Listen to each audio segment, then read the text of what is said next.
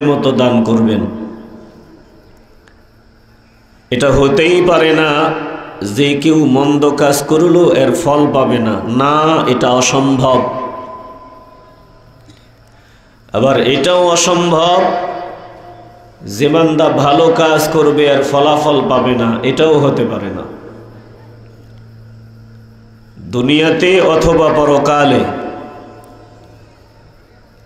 দুনিয়ায় অথবা পরকালে ভালো কাজের ফল, মন্দ কাজের চূড়ান্ত ফলাফল যিনি দান করে দিবেন, ইমানের আওয়াজ দিয়া বলবেন তিনি কে? আস্তে বলবেন না, জবান খুলে বলেন তিনি কে?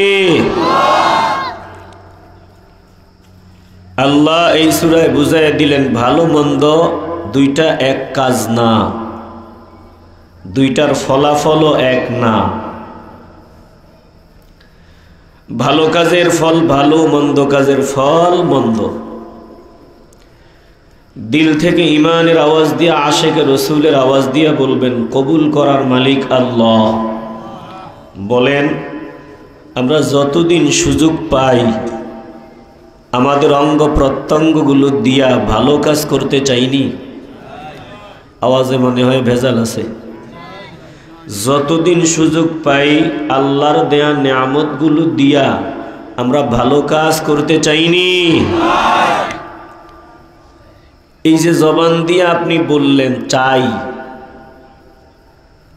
জবান দিয়া কতদিন আপনি কথা বলবেন? পা দিয়া হেঁটে হেঁটে জান্নাতের বাগানে চলে আসলেন,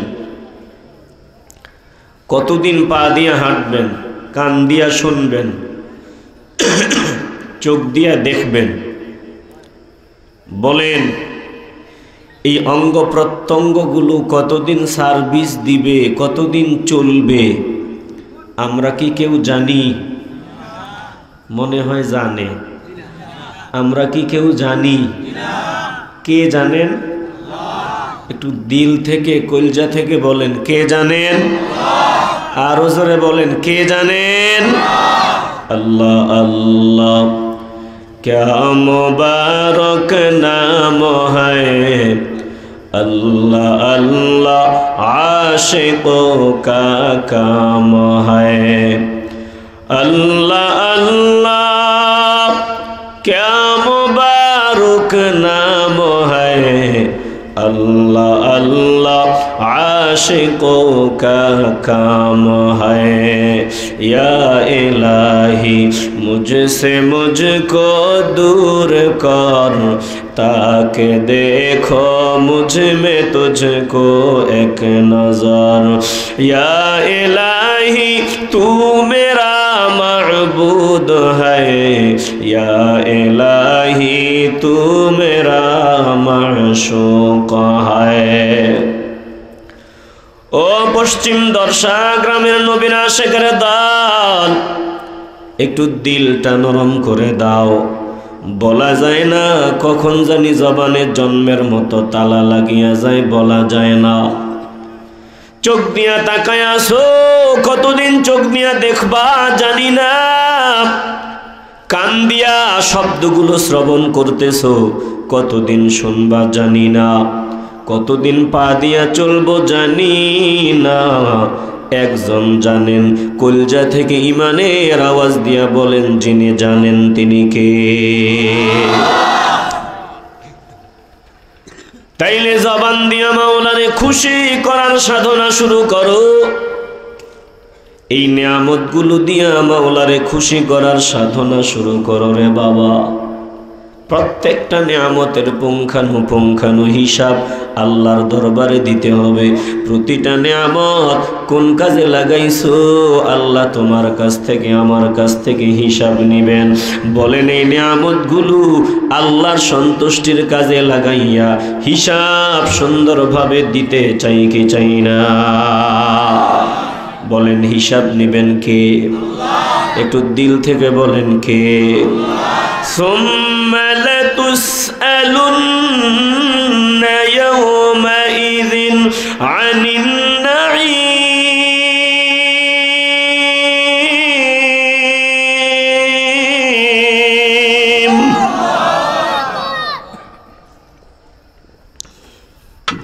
প্রত্যেকটা নিয়ামতের হিসাব আমার মাওলার দরবারে দিতে হবে।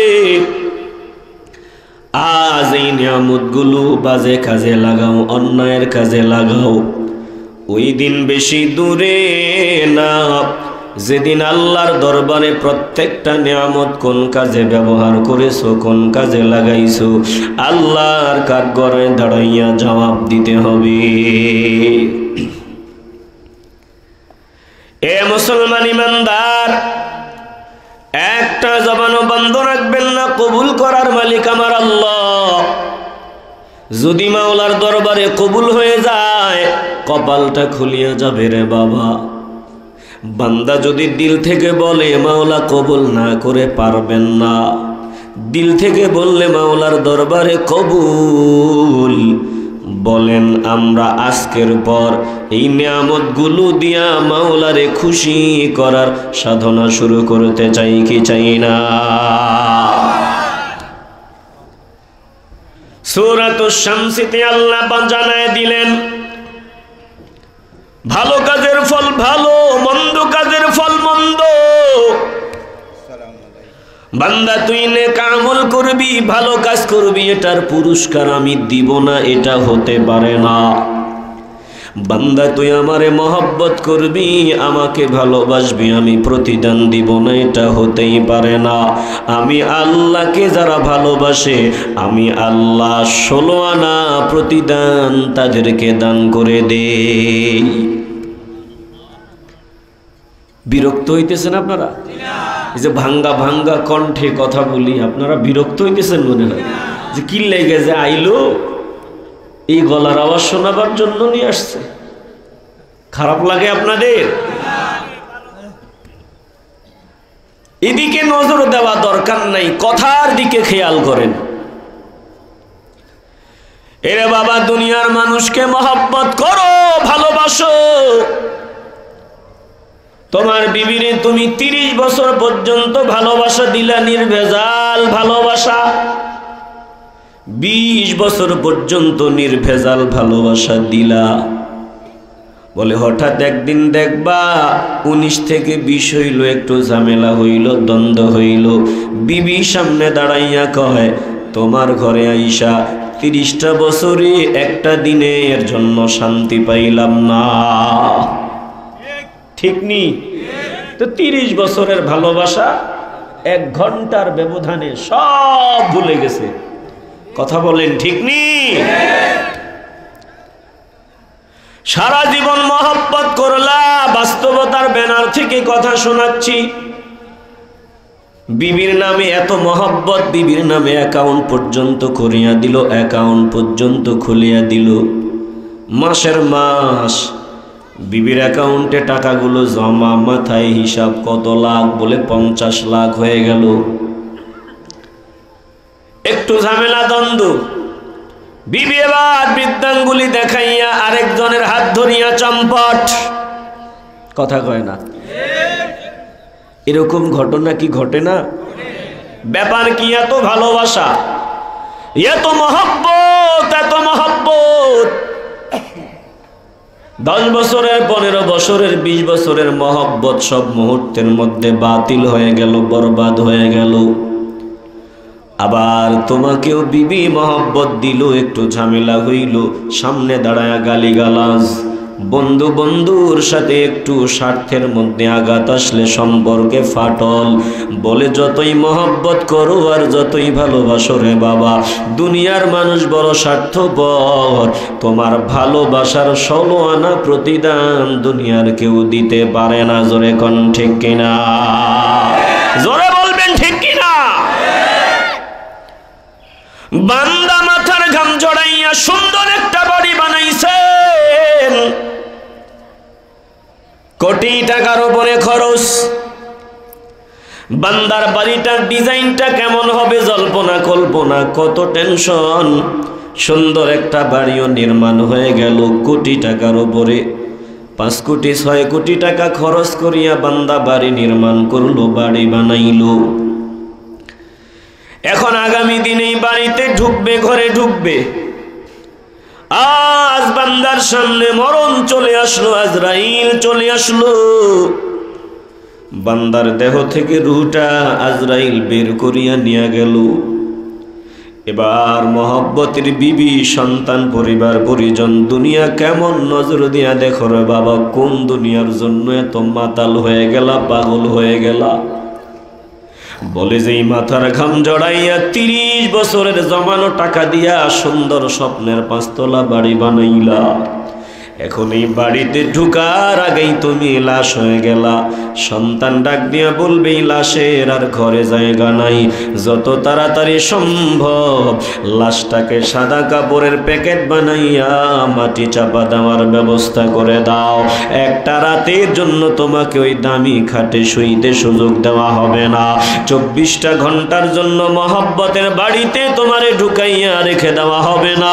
দুনিয়ার মানুষ ডাক দিয়া বলবে কামলাটারে আর রাখিয়া লাভ নাই, এটা আমাদের কামলাগিরি করতে পারবে না, আমাদের পেছনে খরচ করতে পারবে না, বাজার সদাই করে দিতে পারবে না, যা খুশি তা অর্ডার করি তা পালন করতে পারবে না। এই কামলারে দুধ কর, সাদা কাপড়ের প্যাকেট বানাইয়া মাটি চাপা দে, এই ঘরে আমাদের সাথে এই কামলা মানুষটার আর জায়গা হবে না। জোরে কোন ঠিক কিনা? আসতে বলবেন না, জোরে বলেন ঠিক কিনা? রাগ করেন আপনারা? কথাগুলো সত্য না মিথ্যা? এ বাবা, এই দুনিয়ার জন্য পাগল। আল্লাহ বলে দুনিয়ারে ভালোবাসা দিবি, দুনিয়া সুযোগ পাইলে মরণ কামড় দিবে। দুনিয়ারে তুই গলার মালা বানাইবি, সুযোগ পাইলেই তোরে মরণ কামড় দিবে। কারণ দুনিয়াটা একটা বিষাক্ত সাপ ছাড়া আর কিছুই না। একটা বিষাক্ত সাপের দিকে নজর দাও, দেখতে সুন্দর কিন্তু গলার মালা বানানো যাবে না। এই বিষাক্ত সাপ ভিতরে বিষ, উপরে সুন্দর, আদর করিয়া গলার মালা বানাইতে যাইবা, জন্মের মতো মরণ কামড় তোমার দিয়া দিবি। কথা কোন ঠিক নি? জহর দারদ দর দরু দুনিয়া চুমার, গরচে বিনি জাহেরশ নকশনেগার। জহর দারদ দর দরু দুনিয়া চুমার, গরচে বিনি জাহেরশ নকশনেগার। মিনু বায়দ খুব জিবাদর নজর, লেকে আজ-জহরশ বুয়াদ যারা খতর। ও মুসলমান গো, দিলটা নরম করিয়া দাও। এই দুনিয়া বিষাক্ত সাপ, এটারে দেখা যাবে, এটারে দেখা যাবে, চোখ জোড়ানো যাবে, কিন্তু সাবধান, দুনিয়াকে গলার মালা বানানো যাবে না, দুনিয়াকে ভেতরে জায়গা দেওয়া যাবে না, কুইল যায় দুনিয়াকে ঢুকানো যাবে না। এই হৃদয়ে একজনের জায়গা, একজনকে হৃদয়ে জায়গা দিতে হবে। দিল থেকে ইমানের আওয়াজ দিয়া বলেন তিনি কে? দিলে ভেজাল থাকলে আওয়াজ দেওয়া দরকার নাই রে বাবা। দিলটা যদি পরিষ্কার হয়, কবুল করার মালিক আমার আল্লাহ।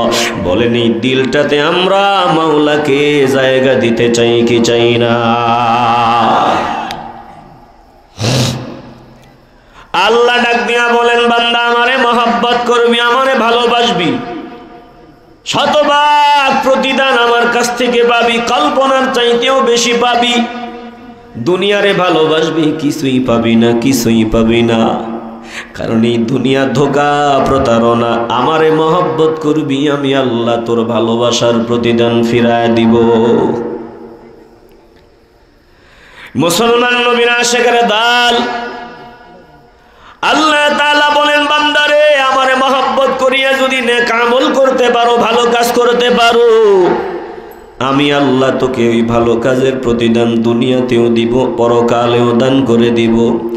আর যদি গাদ্দারি করো, আল্লাহ বলেন গাদ্দারির সাজা দুনিয়াতেও আছে, আবার দুনিয়াতে একটু কম হলেও দুনিয়া থেকে বিদায়ের মুহূর্তে গাদ্দারির সাজা আরম্ভ হয়ে যাবে। দুনিয়া থেকে বিদায়ের পর সাজা আরম্ভ হবে রে বান্দা, এই সাজা আর কখনো বন্ধ হবে না। এজন্য ভালো কাজ করবেন, ভালো ফল পাবেন। আবারও কষ্ট দেই, দিল থেকে আওয়াজ দিয়ে বলবেন আমার বৃদ্ধ বাবারা, জওয়ান বাবারা, একটু ইমানের আওয়াজ দিয়ে বলবেন, যত কষ্টই হয় জমিনে আমরা ভালো কাজ করতে চাই কি চাই না? আস্তে বলবেন না, জোরে বলেন, চাই কি চাই না? নাফরমানি করিয়া জান্নাত পাইবা এটা কল্পনা করিও না, গাদ্দারি করিয়া জান্নাতি হইবা কল্পনা করিও না। ভালো কাজ করো, আল্লাহ তোমার জন্য জান্নাত রেডি করে রাখছি। ভালো কাজের ফল জান্নাত, মন্দ কাজের ফল জাহান্নাম।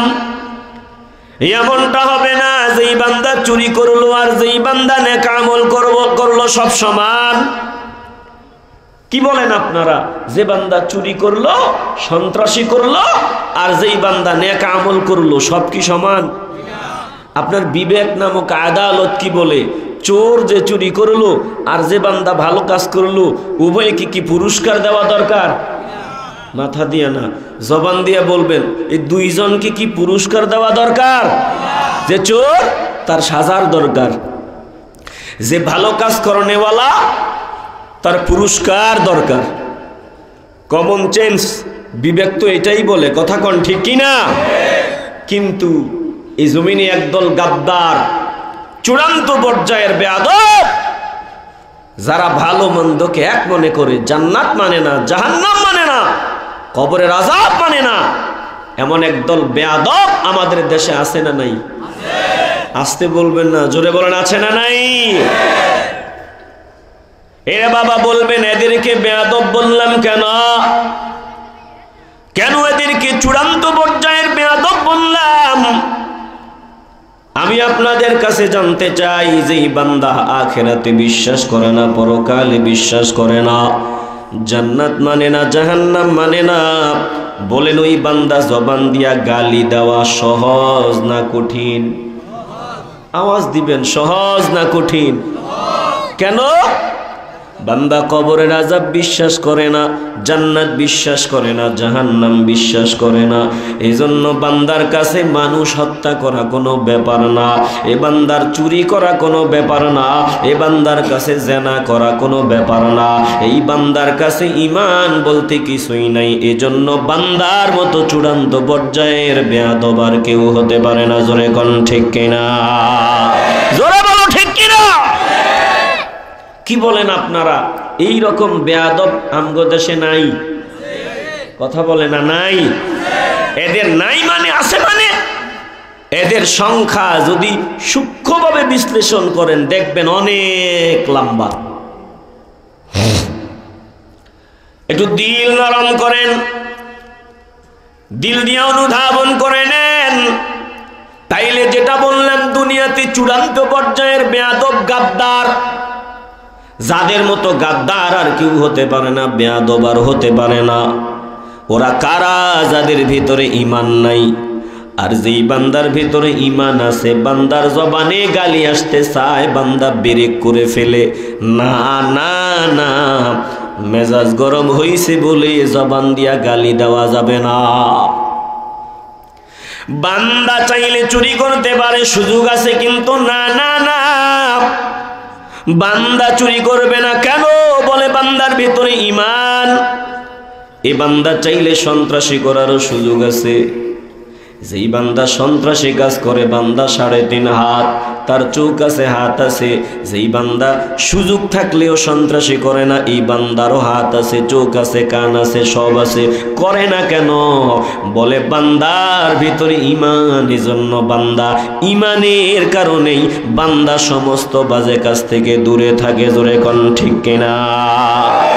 পেছনে যারা আছেন আপনারা কি বিরক্ত হইতেছেন? একটু আওয়াজ দিয়া বলেন, কথা যা বলতেছি বাস্তব না অবাস্তব? তাহলে কি বললাম? সব থেকে সভ্য, ভদ্র, আদবওয়ালা কারা? যাদের ভিতরে ঈমান আছে তারা। তাহলে এই দুনিয়াতে সব থেকে সভ্য, ভদ্র, আদবওয়ালা কারা? কথা কয় না। ঈমানওয়ালা বান্দারা। ঈমান নাই এ বান্দার, যে কোনো কাজ করা কোনো ব্যাপার না। ঈমান আছে বান্দার, যে কোনো কাজ করার আগে ব্রেক হয়ে যাবে। আমি ঈমানদার, ঈমানদারের জন্য এই কাজ করা শোভনীয় না। আমি মাওলার সামনে দাঁড়াতে হবে, প্রত্যেকটা কৃতকর্মের হিসাব উপস্থাপন করতে হবে। আমি জান্নাত বিশ্বাস করি, জাহান্নাম বিশ্বাস করি, কবরের আযাব বিশ্বাস করি না। না না, সুযোগ থাকলেই আমি বাজে কাজ করা সম্ভব না। আপনারা দেখেন না, যা খুশি তা চলতেছে দেশটা নিয়ে। কি কাজ আরম্ভ হয়েছে আমার এই দেশ নিয়ে? এই দেশের বিরুদ্ধে ষড়যন্ত্র, এ মাটির বিরুদ্ধে ষড়যন্ত্র, এ দেশের মানুষের বিরুদ্ধে ষড়যন্ত্র কারা করে? যাদের ভেতরে ঈমান নাই তারা। কথা বলেন ঠিক কি না? ঈমান হারা কেন? বলে এই ক্ষমতার জন্য। এই চেয়ার বহু মানুষকে বেঈমান বানায় দিছে। কথা কয় না? আসতে বলবেন না, জবান খুলে বলেন ঠিক কি না? কি বলবো আপনাদেরকে? আজ নিজের জন্মভূমি নিয়ে ষড়যন্ত্র। তাকায় দেখেন, এই দেশ নিয়ে কঠিন ষড়যন্ত্র চলতেছে, চক্রান্ত চলতেছে। তাম দুনিয়ার সব গাদ্দারের দল দূরবীনটা কিন্তু এই সোনার মাতৃভূমির দিকে দিয়া রাখছে। ওই সৌদি আরবে হজ সম্পাদন হয়, উমরা হয়, সৌদি আরবে আল্লাহর ঘর কাবা, সৌদি আরবে মদিনা মুনাওয়ারা। ওই বেঈমানরা আগ থেকেই সৌদি আরব ক্যাপচার করে নিছে। বলে এখানে মানুষ আসবে, কোনো অসুবিধা নাই, এই জায়গা নিয়ে আমগো মাথা ব্যথা নাই। কারণ সৌদির বাদশাহ রাজা যারা আছে এরা আমগো পকেটের ভিতরে ক্যাপচার হয়ে গেছে, সৌদি নিয়ে কোনো টেনশন নাই। এই জন্য তাকায় দেখেন, কাবার মতো দৃশ্য বানাইয়া এখন সৌদির মতো দেশে নাচ গান হয়, কনসার্ট হয়। কনসার্টের পেছনে আমরা এই সুন্দর একটা ব্যানারের ব্যবস্থা করছি। ওরা ওই কনসার্টে কাবার মতো বানাইয়া ওখানে অর্থ নগ্ন উলঙ্গ বেহায়াপনা নারীদেরকে নিয়ে নৃত্য করায়, নাচ দেখে। তো সৌদি নিয়ে আমেরিকার মাথা ব্যথা আছে? কথা কয় না।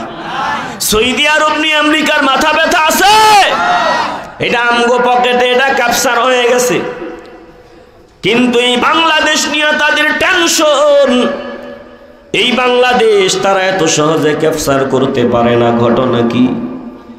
বাংলাদেশটাকে এত সহজে নিয়ন্ত্রণে নেওয়া যায় না। ঘটনা কি? যদিও বাংলাদেশ এখন তাদের পকেটে চলে গেছে, আমগো খবর নাই। প্রায় 90% এখন বেঈমানদের পকেটে আমার এই মাতৃভূমি চলে গেছে। জোরে কোন ঠিক কিনা? আপনারা কি মনে করেন এ বাংলাদেশ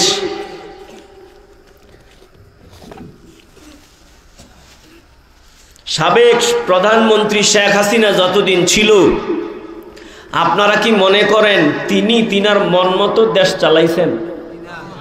কল কাঠা ওই দিল্লি থেকে যেমনে নড়ছে ঠিক ওইভাবেই চলছে। কথা কোন ঠিক কিনা? তিনি চালান নাই, তিনাকে দিয়া চালানো হয়েছে। এখন নাকে তেল দিয়া ঘুমানোর কোনো সময় নাই।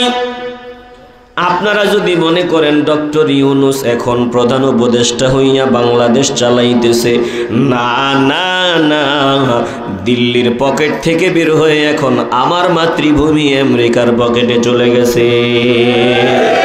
কথা বলেন ঠিক কিনা?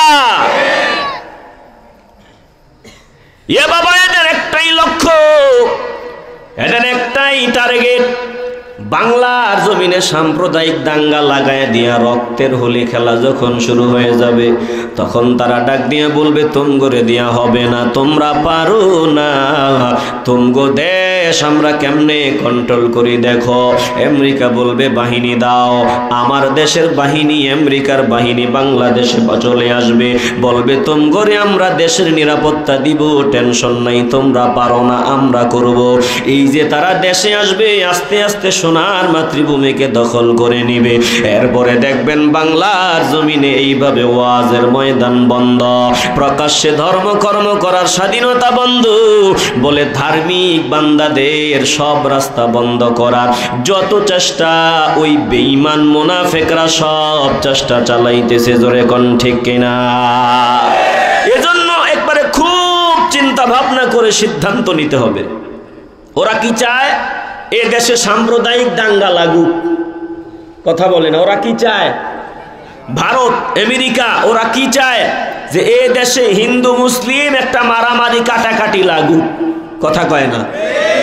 যখন মারামারি কাটাকাটি শুরু হয়ে যাবে, ভারত তো একেবারে ওত পেতে আছে যে শুরু হোক, এরপরে বাংলাদেশ নিয়ন্ত্রণের বাহিরে চলে যাবে, আর ওই আমেরিকা বেঈমানরা এ দেশে পুরা প্রকাশ্যে দাদাগিরি করবে, তখন এ দেশ আর আমাদের মোটেই আমাদের হাতে থাকবে না। তাও তো 2/4-5 ভাগ আছে, 1 ভাগও থাকবে না। এই জন্য কি বুঝলাম যে ওদের ফাঁদে কি পা দেওয়া যাবে? আসতে বলবেন না, পা দেওয়া যাবে?